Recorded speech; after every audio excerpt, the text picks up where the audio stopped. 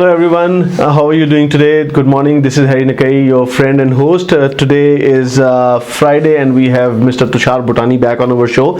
There are a lot of things happening in the market and it's November. Last year was pretty good and this year seems to be good as well. Let's see what's happening with Tushar. Welcome Tushar on the show. Thank you, Eddie, again. So as I said, November is going great. So what about November for you? I think all the businesses are saying that they are going great. Mortgages interested are low. People are liking it. So what about you? Well, you can't complain, right? Can you? Well, surely not. Yeah. I mean, look at the market even right now in November. It's been great. I felt that maybe November will slow down a little bit, and we'll be able to take some time off finally and spend some time with family. But unfortunately, not. You are still busy. Fortunately, you could say either way, right? Yeah. But it's good. The market is still busy. The fact that the interest rates are so low right now, and it's just more and more reason for investors, for people who are wanting to downsize, upsize, to just come out in the market and invest, because interest rates, oh boy, like 1.45, 1.49. That's what I've heard recently. Absolutely. And it's insane. I've never heard about these interest rates being so low. So I mean, even myself, for that matter, as I was talking to you this morning, Harry, I mean, I'm looking at making some investments myself. Well, why not? Yeah. Make good use of this time, and the fact that we still don't have a lot of supply out there in the market. So if you like something, you might as well just make a move right away, because inventory is low, and then there's still a lot of demand out there in the market, and that's another reason why the prices and why the volume have gone up this year. Yeah, as well the COVID has affected people definitely, but in terms of market it's still pretty good. Like if I compare November to last year, we are still, like, October was pretty busy. November is definitely going to be good. Well, yeah, October, I think compared to last year, pre-COVID, compared to October 2019, I think the volume went up about 25%, which is great. Which is awesome, right? So I mean, November we might be looking at similar numbers, or maybe even better. We'll see. In the next 15 days, maybe we'll have the stats out in the market, how the month was kind of in general, right? But man, like, yeah, it's just not slowing down. Absolutely. And I think it's good for everybody. I know with COVID, with the new restrictions that we have in place now, as of last night, it is going to get a little tougher towards the end of the year, with Christmas approaching, holiday season. Yeah. But everybody is stuck at home right now. Absolutely. So yeah. Yeah. So friends, as we are talking about COVID as well, just a little bit advice, because we have common friends. Me and Tushar has common friends who have met with COVID, and COVID is coming up in it's taking a bad shape. A lot of cases are coming up, so please be safe. That's a message to you. And then when we talk about your listing, Tushar, I have heard about you are getting new listings in West Jasper Place and all these things. How many listings do you have, and what are the new listings which are coming up? Well, in total, for the month of November, we've had about 15 to 16 listings in the market. But yes, like, we've had a few new ones come out, and the feature listing I'll like to talk about this in this episode is, of course, my infill listings in West Jasper Place. Recently I did a video on it, which is out there on social media as well, and we'll pretty much look at it on this episode as well. But those listings, Harry, they're in West Jasper Place, and as you know, as some people might be aware, that West Jasper Place is one of the most central locations in the west part of the city. It's like very prominent, very popular, mature neighborhood, and the fact that it's close to McEwen University, you have Misericordia Hospital close by, you've got Commercial Plaza, schools, community center, so everything is like very central, and then you are within 5 to 10 minutes of drive to downtown core, so you can't go wrong in those places, right? So friends, these listings will be there. You will, after we talk about it, you will see the videos as well about these listings. Just check it out. If you find it these listings are good for you, please give a call to Tushar. His number is mentioned below. Yeah, that's right. And Harry, just to quickly talk about the listings right in West Jasper Place. So we've got these 3 infill projects that we're working on right now. 2 are ready to go, quick possession, ready to move in. So if somebody buys them, they can move in as soon as 15 days. So now talking about these listings, they're about 1,800 square feet, main floor and upstairs. They've got 3 beds plus 2.5 bath. They have a home office, like a den on the main floor. And we all know how badly we need a home office these days, right? Absolutely, yes. I mean, with, of course, COVID restrictions for the whole year that we've had in place in 2020, everybody needs to be working from from home somehow or the other, right? So we've got that home office setup as well, and then we've got built-in appliances, we have got glass railing, we have got pot lights, we have got granite quartz backsplash as well. So the builder literally has put a lot of upgrades into it. The fact that you've got a double detached garage with privacy wall, you've got a deck, with privacy wall, and then you've got a double garage detached as well in the back, and then fully landscaped. So these are great units. They're priced between 500 to about 530, 540. Out of the three that we've got in the market, two of them have an option of a legal suite as well, already ready to go built in. So technically you can rent them out from day one as soon as you take possession. And rental market in that area being so close to all the amenities, it's super nice. You can easily rent a one-bedroom suite for about as good as like 1150 to 1250. Absolutely. That's what I was thinking, because a lot of investors are also planning to invest nowadays, right? Because if we see this coming year, which I feel personally, because a lot of developers are not developing land anymore, and the inventory is going short, so people are actually going towards the rental property as well. So especially at that location, if there's a rental property, it's going to actually be worth it. Yeah, for students, for workers, for somebody who works downtown, and they want to avoid on the travel time. So I mean, that's perfect opportunity, right? So these three properties we've got in the market, two of course are quick possession. One is getting built right now as we speak. It will be ready sometime in spring next year. But if you would like to book a private showing, please reach out to me, or if you want more information, you'll be looking at a quick video real quick, which will give you an inside view of all the finishings and what kind of upgrades we have, what really the project have to offer. And as I said, if you have anything, or if you would like to book a showing, please reach out to me. Sure. And friends, there is a question from one of our viewers. He has asked about insurance. There are like, even some people don't know about it, about the mortgage insurance as well as home insurance. Because what happens is, like, once you buy a house, they said, oh, I already have a insurance, right? So they are confused in the mortgage as well as the life insurance and home insurance. So can you give a light on that as well? Yeah, that's a very good question, Harry. In fact, I get that a lot. And people get confused, because especially for first-time home buyers, when it gets time closer to the possession date, you would of course talk to your clients and say that, make sure you have your insurance in place now. And at that point, even lawyers would give them a call and say, well, before you come to our office to sign the paperwork, make sure you have your home insurance done. And at that point, a lot of buyers would give me a call, or would go give their broker a call and say, well, what kind of insurance do we need? Now, you said I already paid about 4% insurance fees.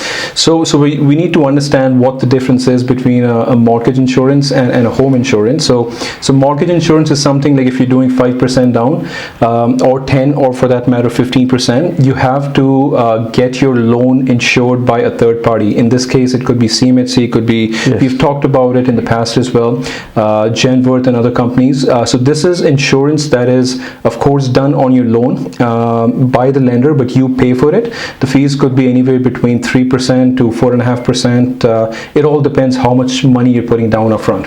So this insurance only covers the money that's being given to you by the lender, right? So that's not related to your home insurance. Home insurance comes later, closer to your possession date, but it's a different thing altogether completely. So do you mean to say, like, both of them are mandatory?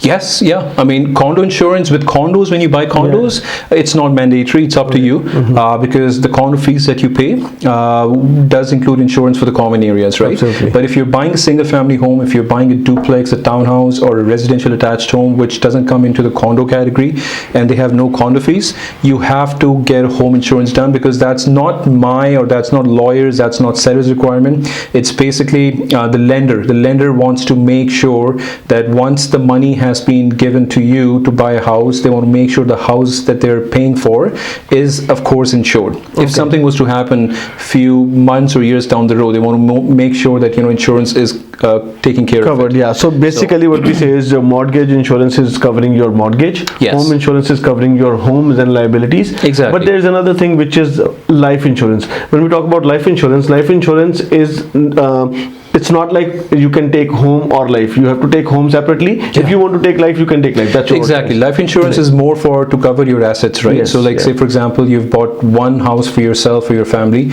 and then you've done two other investments, three other investments, right? So now, God forbid, if something happens to you, if you get involved in something, and of course you lose your life, you don't want to be.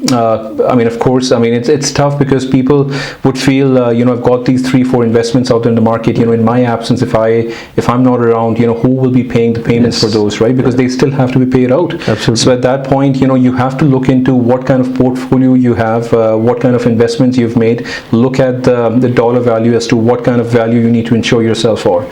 So just in case if something happens to you, at least your family will be rest assured that that's being taken care of and looked after. So friends, the most important thing is that insurance plays a very important role as well while you're buying a house or for yourself. So definitely you need an insurance broker or insurance person who is taking care of that. If you need any help, Tushar can also give you a guidance, like you can refer someone for that matter. Yes, as well, right? we've got, being in the industry, right, we've got network of different insurance providers, different people we work with on regular basis.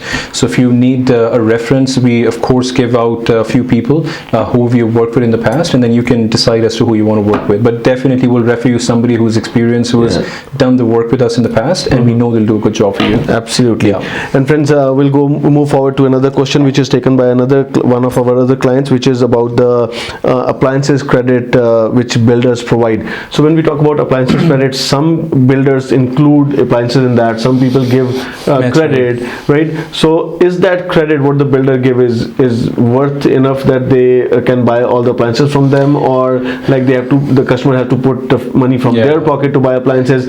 It totally depends on what kind of houses you're buying as well, right? Yeah. So what kind of what do you think about that? Harry, not always. I don't think, most of the times it does not cover the total cost of the appliances. So literally you'll have to put money out of your own pocket to be able to make up for whatever the shortfall is. Yes. But generally I've seen builders, if you talk about a regular home, say price between $350 to about $425, $450, on an average you get about $3,000 to $4,000 towards an appliance store as an appliance credit. Now that's basically for our viewers or for home buyers who are out there in the market right now dealing with a builder or dealing with their realtor. You need to understand that credit is only a portion of what the total cost would be for the appliances. So if, say for example, if a certain builder is offering you a $3,500 appliance credit, and they would say that you have to go to a supplier and just build your whole appliances package, and then whatever the difference would be, you would have to pay that out for your own pocket. So this is technically how it works. You go to an appliance store, you say I'm buying a home with a certain builder, this is my home address, they'll pull up the account, they'll say okay fine, so we have $3,500 credit. So, and if once you shop around in the store and you start picking your own appliances, what you need, whatever upgrades you do, if the total bill for your appliances would be say sitting at about $6,000, keep in mind $3,500 would be adjusted in that bill as a builder credit. The balance you'll have to pay it at the store.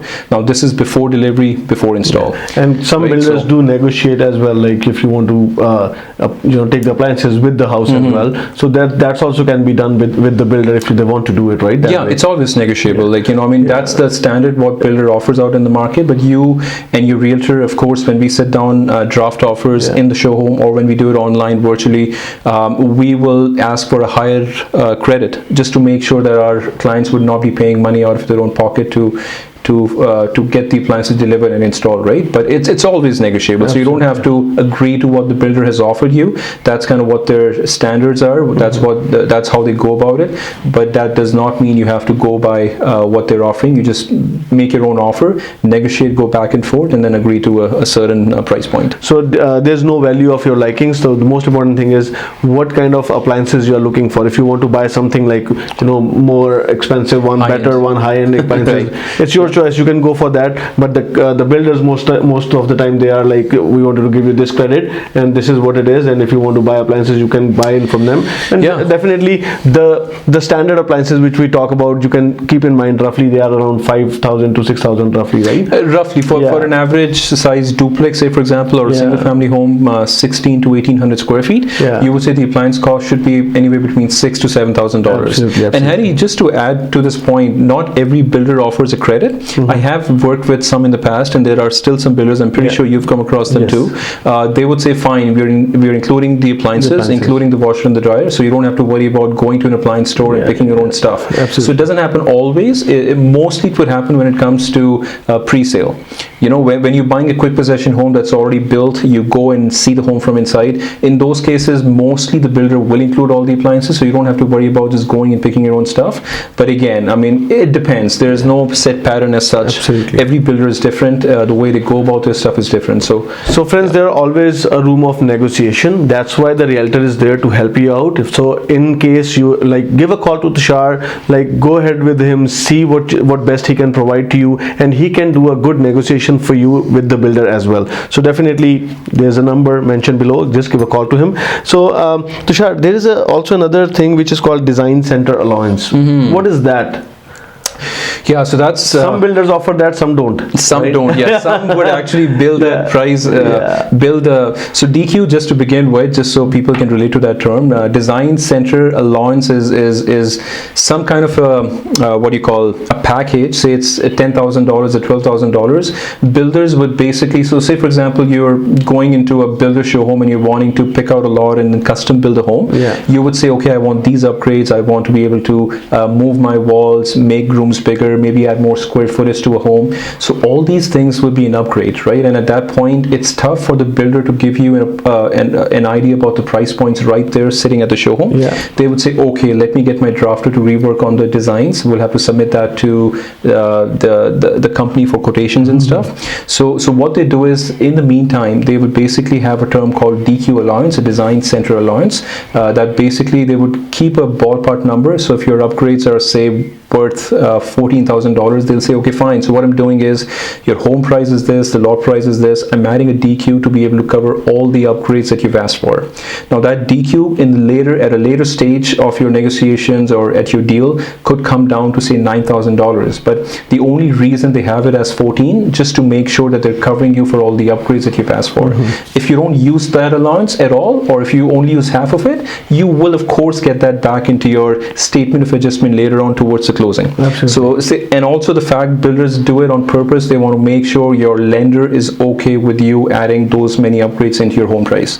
A lot of times we buy a house worth 400. Our budget was about 400, and we've gone all the way to 400, and we've added $20,000 of upgrade. Absolutely. Now builder would say, well, okay, you've added the upgrades, but will your bank be okay with that, right? So they want to make sure the initial set of documents that would go to the lender, they want to make sure that they have the $20,000 upgrades mentioned on it, so your bank is okay with it. So friends, absolutely. So when you're buying a house, it's very important to understand that that's your dream house. Some people wants to live in that house for 10-15 years or maybe lifelong, and some wants to flip it. So I will rather say that whenever you go to buy a house, see what you are buying. You can negotiate with the builder. You can see if the builder has some people like the show home and they wanted to buy everything whatever is in the show home, right? So that in that case also you can talk to Tushar and do some negotiations. Well, the reason they have it upgraded in the showroom is because of course they want to sell those upgrades. And that's where they make more money out of it. Nothing wrong in that. We all do it, right? We all do it. So with show home you will always see more upgrades, and it's very tempting when you go and see the show home. You'll be like, wow, this looks really good. I want this, I want that, right? And that's eventually how it all kind of gets added onto the quote.